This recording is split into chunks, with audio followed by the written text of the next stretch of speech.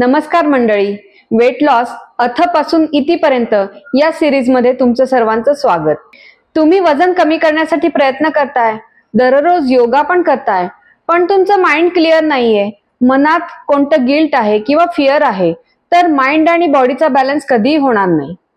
Weight loss begins in the mind and not on the scale. आज आपण अशा दोन मानसिक आजारांबद्दल बोलणार आहोत जे तुमच्या वेट लॉसच्या जर्नीमध्ये अडथळा आहेत आणि तुम्ही त्याच्याकडे दुर्लक्ष करता. हे मानसिक आजार असताना तुम्ही कितीही एफर्ट्स घेतले तरी सुद्धा सस्टेनेबल वेट लॉस शक्य नाहीये. तर चला बघूया काय आहेत हे मानसिक आजार.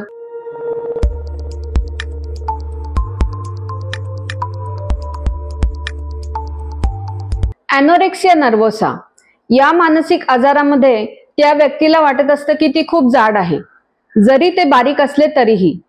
त्यांना त्यांचं वेट आणि सोशल इमेज याचा खूप बाऊ वाटतो आणि त्यामुळे ते एक्स्ट्रीम फास्टिंग, एक्स्ट्रीम डायटिंग किंवा एक्स्ट्रीम एक्सरसाइज करतात.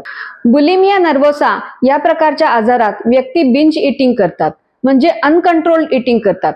एकदम काही सगळं जास्त खातात आणि नंतर गिल्ट मोडमध्ये येऊन सगळं उलटी करून टाकतात किंवा पोट साफ होण्यासाठी लॅक्सेटिव्ह घेतात. मग खूप तास फास्टिंग करतात किंवा जास्त एक्सरसाइज करतात.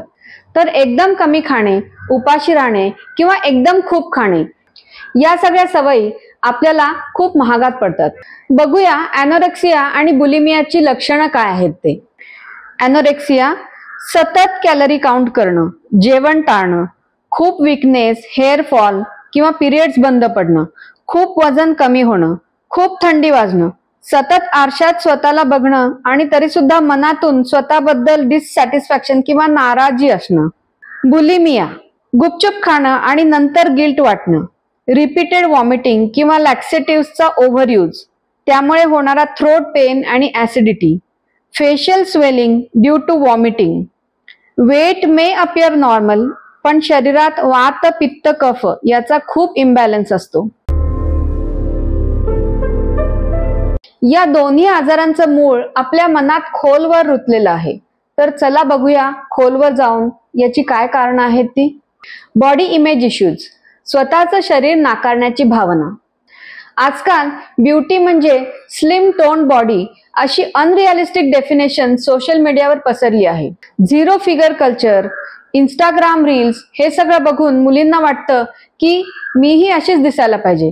हळूहळू ती गोष्ट स्वतःच्या शरीराचा तिरस्कार करण्यामध्ये बदलते. मग वाटेल ते करून वजन कमी करण्याची चढाओढ चालू होते, पण सॅटिस्फॅक्शन मात्र कधीच येत नाही. परफेक्शनिझम, माझं सगळं काही परफेक्ट असलं पाहिजे. जे लोक हायली डिसिप्लिन्ड असतात किंवा परफेक्शनिस्ट असतात तेच या आजाराला जास्त प्रोन असतात. त्यांना वाटतं कंट्रोल ठेवणं म्हणजे सक्सेस आणि हाच कंट्रोल ते जेवणावर ठेवतात. Low self esteem and worthlessness due to peer pressure and social media influence. खूप वेळा काही टीनेजर्स क्रिटिसिझम, गॉसिप्स आणि कंपॅरिझनचा अनुभव घेतात. इतरांच्या कंपॅरिझनमध्ये स्वतःला कमी लेखतात. मग बॉडी हाच एक प्रॉब्लेम वाटतो आणि त्यावर उपाय म्हणून ते ऑब्सेसिव्ह डायटिंग किंवा बिंज इटिंग करतात. फक्त टीनेजर्सच नाही तर पोस्ट प्रेग्नन्सीमध्ये बायका आणि मेनोपॉजमध्ये सुद्धा असलेल्या बायकांना वेट गेन या इश्यूमुळे बऱ्याच क्रिटिसिझमला सामोरं जावं लागतं आणि हे क्रिटिसिझम किंवा प्रेशर बऱ्याचदा फॅमिली मेंबर्सच देतात. इमोशनल ट्रॉमा किंवा अब्यूज, बऱ्याच वेळा सेक्शुअली, इमोशनली, व्हर्बली अब्युज्ड व्यक्ती स्वतःच्या शरीराला पनिश करतात.